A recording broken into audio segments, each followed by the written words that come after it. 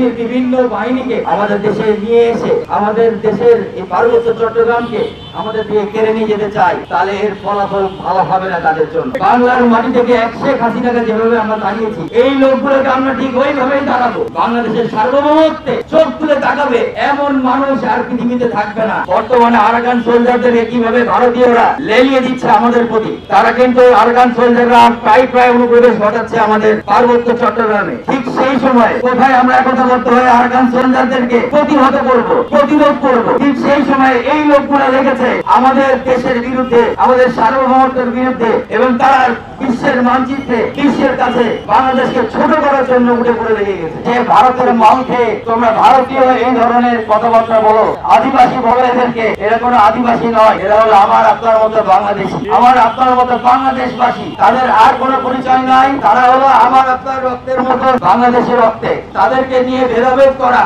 তাদেরকে নিয়ে গন্ডগোল সৃষ্টি করা, আমাদের সাথে তাদের গন্ডগোল লাগাই দিয়া, এই প্ররোচনা থেকে, এই গন্ডগোল থেকে, তৈরি করা থেকে তাদেরকে আমি বারণ করবো, তারা যেন এই সব জায়গা থেকে দূরে থাকে, অনেক দূরে থাকে।